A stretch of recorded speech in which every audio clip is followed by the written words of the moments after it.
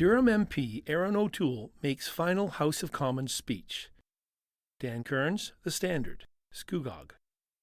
Durham riding MP Erin O'Toole made his final speech in the House of Commons as the riding's representative on Monday, June 12th. It's been the honour of a lifetime for me to serve Durham in Parliament, my hometowns of Bowmanville and Port Perry, Oshawa, and a dozen of small towns and hamlets. But these are just names on signposts. The real honour has been working with and learning from Durham's people. MP O'Toole announced in late March that he would be resigning his seat following the end of the spring session. We dedicated our family to public service, and I think we made a real difference, he stated. Mr. O'Toole also talked about his accomplishments as Veterans Affairs Minister. What an honour for a Canadian Armed Forces veteran to be able to expand mental health treatments for veterans, to reduce wait times, to start to win the trust back from the generation of Afghanistan war veterans who were already feeling forgotten. Mr. Speaker, I've travelled to more legions than anyone in Canada at that time. Durham's MP served as the Conservative Party of Canada's leader from 2020 until 2022. There are many challenges facing Canada at this time, but there are also incredible opportunities waiting to be seized. But that is not happening today. Instead of leading, instead of debating our national purpose in this chamber, too many of us are often chasing algorithms down a sinkhole of diversion and division. We are becoming elected officials who judge our self-worth by how many likes we get on social media, but not how many lives we change in the real world, Mr. O'Toole said. He also called for an end to performance politics and the replacement of discussion with virtue signaling. Far too often, Mr. Speaker, we are just using this chamber to generate clips, not to start national debates. Smallmouth Bass Capital logo created for Brock Township. Dan Cearns, The Standard, Brock. The Township of Brock has had a new logo created to commemorate their title of Smallmouth Bass Capital of Canada. The logo was unveiled at a meeting on Monday, June 12th, and features a curved fish leaping towards a hook with a sunset in the background.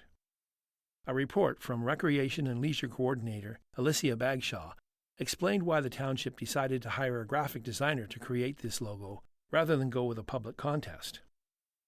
Council directed staff to host a logo design contest, challenging residents to create their own logo design, which could be selected as the final logo for the Smallmouth Bass Capital of Canada. Before the contest was posted to the public, the region of Durham reached out with some concerns of hosting a logo contest. Staff and council met with the region to discuss their concerns for hosting a logo contest. One of the main concerns was allowing residents to design the logo was copyright infringement. There was no way for the township to monitor if the designs were original or if a component of them were copyrighted. An additional concern, brought forward by the region of Durham, was a logo contest would not provide us with a certified licensed graphic designer, which in turn would not provide the best quality logo design. Depending on the format the design was provided in, the township may then have to hire a graphic designer to put the logo in a format which would be useful for the township. So there were no real cost savings by doing a contest instead of hiring a graphic designer. The report also noted this logo was created while the township was working to secure the designation of Smallmouth Bass Capital of Canada. The report did not name the graphic designer the township used. Ward 3 Councillor Angela Canavan complimented the new logo. "I love this design. I think it's fantastic," she said. She also questioned how the township plans on displaying this logo. Ms. Bagshaw responded, explaining the township plans on having it displayed on gateway signs in Beaverton, at the harbourfront, and online on the township's website and social media platforms. Mayor Walter Schumer stated he feels the township needs to take this display rollout a step further. "We're losing a lot of promotion on this by not having it on our major highways," he said. Ms. Bagshaw responded, stating the township is in the early stages of rolling out signage for this logo, and township staff will be looking at opportunities to put this signage on highways and looking into what the Ministry of Transportation would require from the township to allow this to happen. Your local paper, Dan Cearns, The Standard. Those in the journalism industry got a sobering reminder recently of the current state of the Bell media industry when Bell Canada announced they were cutting 1,300 workers from their workforce and closing 9 radio stations. These changes follow others Bell Media has made to their CTV brand, with past layoffs or terminations including personalities like Lisa LaFlamme, Lance Brown, and Tom Brown, as well as local Lindsay radio show personalities Dave Illman and Julie Corlett. As a reporter, it saddens me whenever I hear of other journalists and media representatives losing their jobs due to cost-cutting ventures or a changing financial landscape. It's never good to see talented journalists lose their jobs. But it's also a good reminder that now, more than ever, it's important for communities to support local media institutions. Local journalism provides a platform for diverse voices to be heard on local issues. Local news outlets also provide the public with the information they need to make informed choices. From covering community meetings, council meetings, board meetings, fire scenes, and local sports events, to name some examples, outlets like The Standard work tirelessly to gather information and present it to our readers. Local papers, like this paper, have also been a part of a lot of people's everyday lives for many years. It could be the paper you read in the morning before work, which sparks conversation among your family members.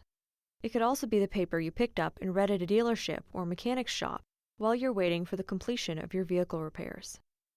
It's even the news clippings you kept in a scrapbook because your family member, friend, or even yourself was featured in an article. This paper has been part of our community, in various incarnations, for a total of over 90-plus years. There are few revenue options available for local papers, such as advertising revenue and government grants. Online giants such as Facebook, Kijiji, and Google have had a negative impact on media outlets' revenue for years, given the options they provide. The recent Bell Media news is part of a worrying trend in the industry and should serve as a reminder of how an investment in local journalism can go a long way. Kawartha Lakes Health Unit, committed to learning from wildfire smoke event. Dan Kearns, The Standard, Kawartha Lakes. The Haliburton-Kawartha Pine Ridge District Health Unit, HKPR, is treating the recent wildfire smoke and air quality risk moment as a learning opportunity. Earlier this month, the health unit announced the Air Quality Health Index was moved to high risk in Kawartha Lakes, Northumberland County, and Haliburton County, following wildfire activity across Canada. At a Board of Health meeting on Thursday, June 15th, Local Medical Officer of Health, Dr. Natalie Bocking, spoke about this occurrence and how the health unit can learn from it. This is actually the first air quality event of this magnitude, which has impacted across all of HKPR at the same time as most of southeastern Ontario. So, it was a good opportunity for us to look at the role of public health in this event, and the work the health unit needed to do in sharing out information related to the risk of air quality the community was facing, she stated. Dr. Bocking noted, health units aren't the lead agency when an event like this happens. Instead, Environment Canada and the Ministry of Environment, Conservation and Parks take the lead in communicating information on this, with the health unit in a more supporting role.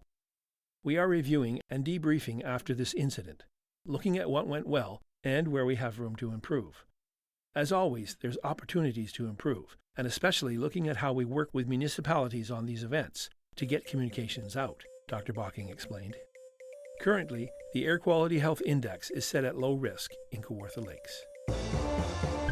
Welcome to You've Got to Be Kidding, a podcast that offers a different perspective of life around us. Listen now to author Jonathan van Bilsen. Many years ago, I was shooting in a restaurant in the Netherlands, and a waiter came up to me and asked if a man sitting alone in a corner was in my photos. I said no, but I wondered why he asked. The waiter was simply relaying a question from the dining guest. He added, "The gentleman did not want to appear in any of my photos." I assumed he was a famous European actor or something, but a few minutes later, when a woman half his age joined him, I realized he did not want anyone to know he was there. Privacy is a buzzword which has taken a life of its own since the inception of social media. In the good old days, taking someone's picture was not a big deal, as the only people who saw it were the photographer and a few of their friends. News media such as magazines, newspapers, etc. have always been able to publish anyone's image without consent. Public figures could be photographed anywhere by anyone. When I was a budding photographer, it was a courtesy to ask permission, and I never exploited religious or private settings. Of course, photographing children was totally off limits. Today, however, when publishing images on the internet is a daily occurrence, I thought I would look at what the laws in Canada say you can and cannot do. The owner of the photograph, unless it's sold, is the person who takes it. That means no one can publish, print, or distribute your photograph without your permission. Publishing also includes posting on any social media site on the internet. You do not need anyone's permission to publish photographs of people, including the people in the photo, with a few exceptions. The pic must be taken in a public place, outside in public buildings, parks, and so forth. Although there's no age limit for the subject of your photograph, a moral obligation should be adhered to when photographing children. You cannot take photographs of people in private places, like through windows of houses, for example. You're allowed to take photos of private places, such as residents, from a distance as long as the inside is not distinguishable. Buildings such as the CN Tower, the Gallery at Brookfield Place, or the lighting of the Eiffel Tower are copyrighted and cannot legally be photographed. If you post a pic of people and they ask you to remove it, you're not legally obligated to do so, but morally you should. In short, you can photograph anyone, post it on social media, and even include their name as long as the photo is obtained without breaking the law, it's not altered to reflect different meaning, and it's not taken in a private setting through a window, for example. The laws of photographic privacy do not protect the privacy of individuals in a photo. If you're at a wedding or populous event, it's expected your image may appear in other people's photographs. If, on the other hand, you're strolling along a street, you may not anticipate ending up on the internet. If you do and find out about it, you can do very little. Perhaps you can contact a publishing individual and ask to have their image taken down, but it is up to the photographer to do so. Be aware of your surroundings, and when people take photos of you, expect to have them published. If you want privacy, keep away from the front of a camera. I'm Jonathan van Bilsen, and this is You've Got to Be Kidding. Scugog continues to struggle to hire crossing guards. Dan Cearns, The Standard. Scugog. The township of Scugog is among many municipalities struggling to attract and retain crossing guards. At a meeting on Monday, June 19th, Scugog councillors saw a report from Carol Coleman, Scugog's Director of Public Works and Infrastructure, regarding school crossing guard location prioritization. The report noted, in the last 2 years, it has been challenging to hire enough regular and spare crossing guards to provide consistent coverage of each crossing. Among the recommendations in the report was the discontinuing of a crossing guard at the Simcoe Street and Reach Street intersection. Due to challenges in hiring and retaining crossing guards, the location at Simcoe Street and Reach Street has not been covered for most of the 2022-2023 school year, Ms. Coleman's report stated. Ward 4 Councillor Harold Wright questioned if the township is in a deficit position for crossing guards. We've always had a fairly high turnover rate, Director Coleman responded. Our typical crossing guard is someone who is retired and will do it for a number of years and then go on to another job, or they might stop working altogether. However, she added in the last couple of years the township has been quite short on crossing guards. Councillor Wright asked if the issue was typical province-wide. Many municipalities are experiencing the same issue, Director Coleman explained. I think it's an issue in a lot of industries. I've never seen so many help wanted signs out as I do right now. Regional Councillor Ian McDougall asked if the township has considered using their staff members to fill in for crossing guards if there's an absence.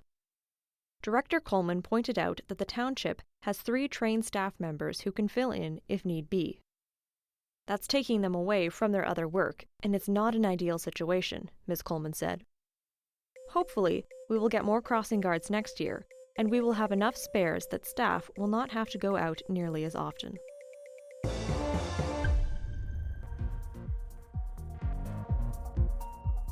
You've Got to Be Kidding was presented by X4 Media with permission from the Standard Media Group. We endeavor to make all information contained in this program as accurate as possible at production time. X4 Media and the Standard Media Group are not responsible for any liabilities resulting from information contained in this program. For more information, please visit x4media.ca.